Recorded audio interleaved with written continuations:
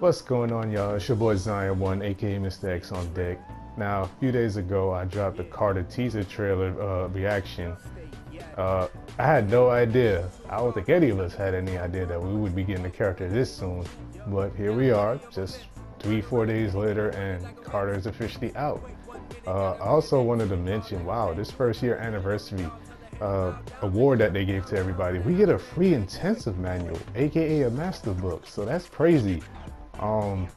If you're like me and you did all of the drink festivals up to this point, you should have about like one in the stash. But this is another extra one. This is the second one, and we're gonna get the third one from the new drink festival that's going on right now. So in 7 days, a lot of us that haven't spent money on the master books, we will have our third P5 character. So hey man, that's great, man. That's crazy. I thought I wouldn't have to worry about this until like next February or whenever they have the next drink festival, but here it is. We get this free master book, so I got to worry about this and figure out who my next P5 is going to be in the next 6-7 days. So yeah, an interesting and a nice problem to have, I guess you could say.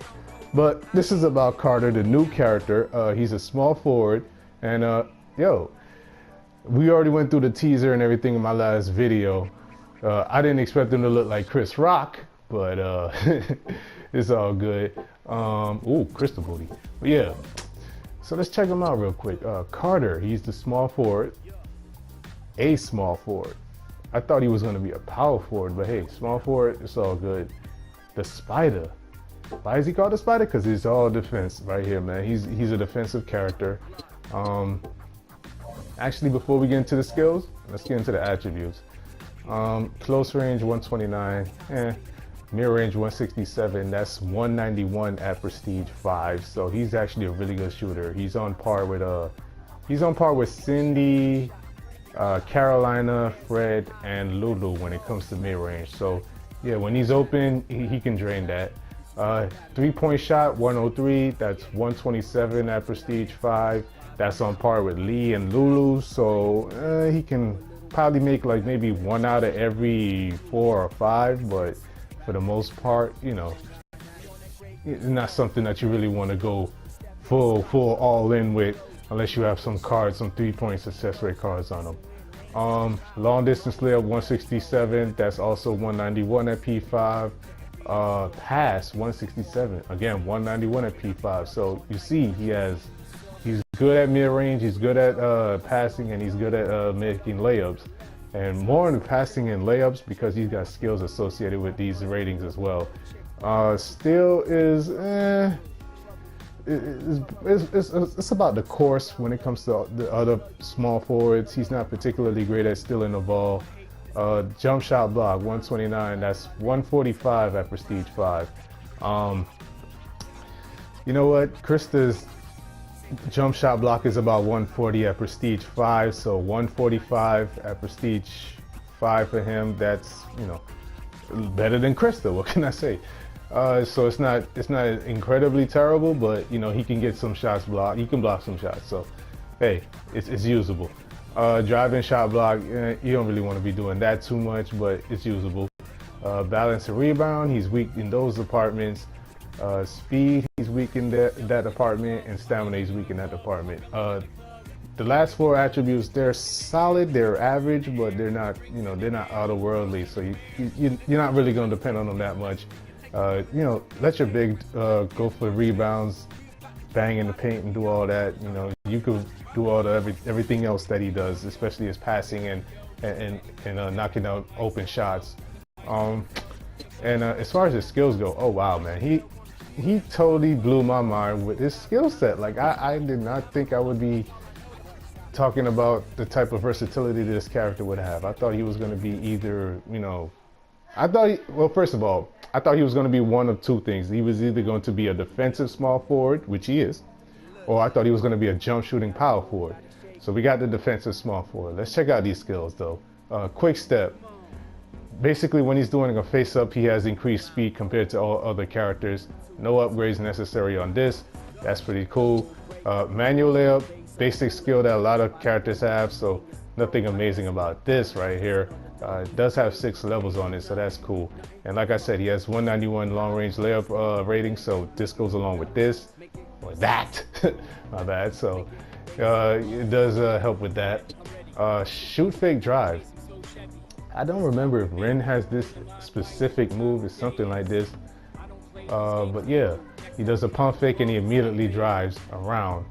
So, hey, that's cool. Like I said, he has a great mid-range rating, 191 at Prestige 5, 183 at Prestige 4 if you don't go to Prestige 5 with him. So, yeah, you know, upgrade this and the speed of the drive will go up. So, really solid move to help him get open. Kill pass. Wow. So this is the first character, not the first non-point guard or non-big dog character to have kill pass. So this is pretty cool. You can use him as a point forward basically. He's basically LeBron James. He can set you up with these quick passes with kill pass. So you know, if you want to upgrade this, if you're used to being a point guard, you can upgrade this because you know the speed benefits are pretty decent. Deny intercept again. First character since Pedro and Murdoch to have deny intercept. So this goes along with his defensive theme.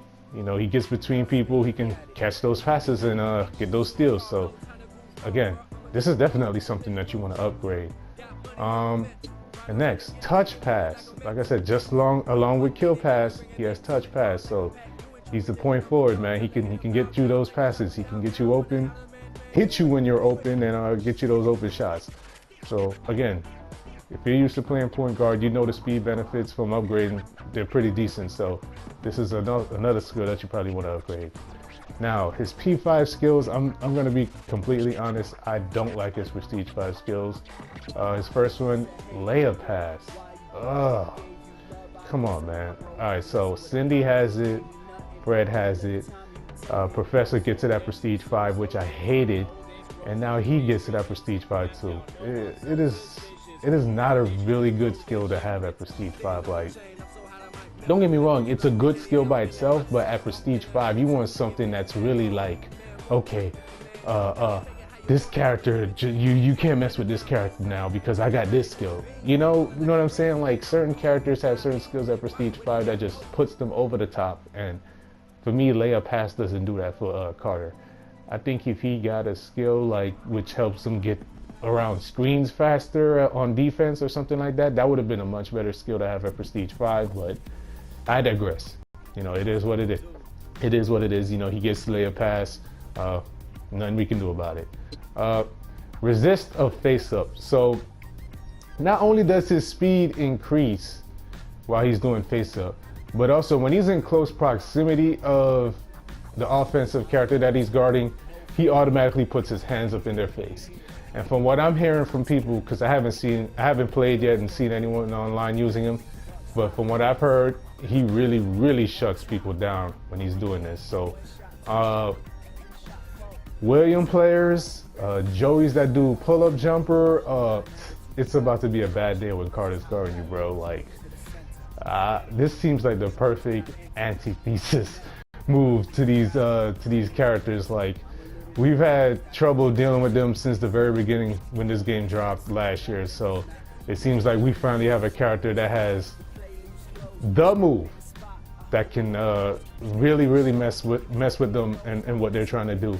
And the crazy thing about it is you do not need to leave your feet, like, at all. Like, you can literally just move around facing up, moving around fast and everything, and he's putting their hands up in their faces, and that's it. Like, you don't have to actually contest, you don't have to jump to contest their shots anymore with this. So that's crazy. This is a very good well, it's not P5 skill, but it's a very good passive skill. And his last skill, recharge completely. I don't really get the total benefit from this. First of all, you know, there are two different types of stamina in this game. First of all, there's one stamina bar that you'll see during when you're picking a character before a game or during a timeout. You'll see that green bar underneath a character portrait. That's one stamina, and Krista's Prestige 5 skill affects that stamina. Like, a whole squad can go like an entire game without switching out characters because her Prestige 5 skill allows the team to basically maintain that stamina bar. right? So Carter's Prestige 5 skill basically helps you when your team's in-game stamina. You know, when you're doing all these moves and you notice your stamina bar underneath your character goes down to red, or it's blinking white, or when it's really low, okay, that's the in-game stamina. And Carter's Prestige 5 skill right here recharges that stamina.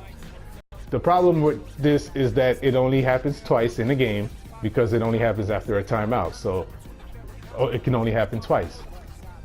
The other problem is that people blow early timeouts all the time in games. So realistically, you're probably looking at probably one time that you're really going to get this in a really good situation.